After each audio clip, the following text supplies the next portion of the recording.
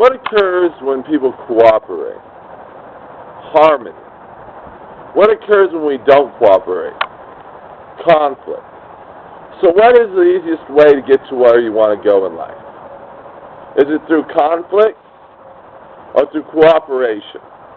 Because I'm looking to cooperate with other individuals who have the same hopes and aspirations in the world. Here at the United Unified Belief, we're working to cooperate with all the organizations who want to see belief spring to life and flow. They want to see people working together in cooperation. Because you see, cooperation is one of those things taught between the good books. Yes, it's taught by each good book, most of the good books, but when it's taught, when you see it, when in one good book teaches it, and then you see it taught in another good book, and how it cooperates and teaches the people that follow those different beliefs to cooperate together, you see how amazing the good books are. They teach us to cooperate, work together, love, and respect one another. What is cooperation, though? Cooperation isn't going off and doing your own thing, and or cooperation isn't one person in charge and you all have to obey. That's not cooperation either. Cooperation is when each party gives an equal share of their time and effort to the project at hand. It's when not one individual but several individuals are working together. That doesn't mean one is in charge. That means that they're working together. You might have an organizer who seems to be the one in charge, but they're just organized. True cooperation is when all team members are working at what they want to do and want to work at the project and get the project done right. What happens when your team, you set up a team and you have an organizer who wants to dictate? Then conflicts arise between the organizer and those he's working with. And then conflicts arise between the team members as well. Because for a perfect team, see, this is the way I would lead a team. I'd say, all right, what are you best at? Say we're developing a project for a real estate project. I'd say, what are you best at? What is your strongest quality? I would look at each of their strongest qualities and say some shared the same strongest qualities. I'd say, all right, we're going to draw a hat. What's your second strongest quality?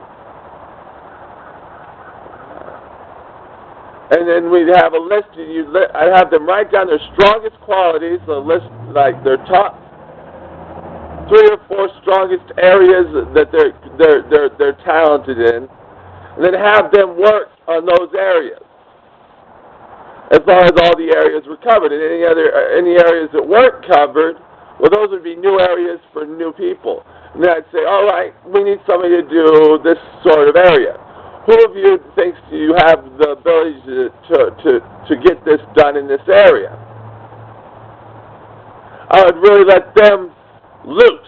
I would set them loose to do what they wanted to do and work on the project as they saw fit. And I would just simply organize all the different facades, all the different facets of their cooperation and their teamwork together. See, they'd be individually doing what they do best, which would make sure that they accomplished their goal and they did right what they wanted to do. Second of all, they'd be in an area that they had experience in or would know that they could tackle it, making them more qualified for the job. Now, if I were to dictate the jobs going out, and just say, you're in charge of this, you're in charge of this, you're in charge of this, and you're in charge of this, and you're in charge of this, without ever getting input from them on what qualities they possess, what they're good at, what they like to do, then I would have people that would be working in an environment where they don't know what they're doing. They're not really good at this, and they're still stuck doing it, which means the overall project is not going to turn out the way we want it to turn out. This real estate project or any project in life. So the key to good team leadership is to look to the qualities of the individuals inside the group who stand out, what they're good at, and giving them the jobs that they're good at. And then you have a successful team management. Because now everybody is doing what they love and what they're good at, which makes a more accomplished team and a happier team. Because now we're not having conflicts between two different issues. Do you see these are all things taught by the sharers of belief. See how one good book teaches to cooperate in this fashion? This good book teaches to cooperate in this fashion. This good book teaches to cooperate in this fashion. And then each one of them is unique in how they teach it, which gives it a different influence level.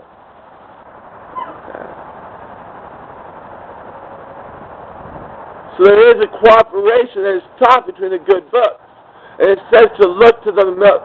In Christianity, look to the milk and honey. Look to see where they're unique and where they share the brightest, and share in honey. Where they're good at it. Where they're sweet at it. In the light references, it's where they shine brightest at. Where their core and where they're unique in their core and where they shine brightest at in quality. Two different versions of the same type of thing. So what happens when you cooperate with me? And we get these projects, these future plans that the United Unified Belief has got forward and presented to the world. Cooperation is the key. I can't do it alone. I can't outfit every fire crew with a well-digging pump for forest fires.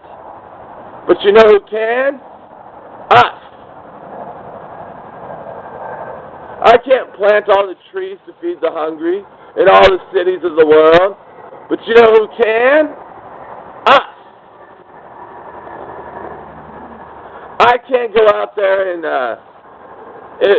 upgrade all the aircrafts and have them all have canisters of sleeping gas that knocks out the passenger cabins, but keeps the captain's cabin awake, preventing any hijacked aircraft from ever occurring. But you know who can? Us. Or the airline industries. Together can. If one does it, then they're the safest airline in the world. But if they all do it, then we're all safe. So the idea is to work together. And through these ideas to inspire and protect, I hope to get your cooperation. So we can work together.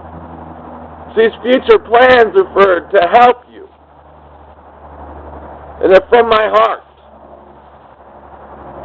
And I hope you can see that. But I need your cooperation. I got the ideas and I got the plans, but I need your help to do it.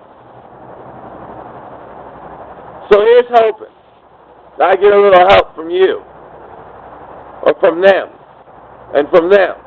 And together, we work together and we do these things to help out our society and make it a safer world, a more prosperous world by lifting up the need.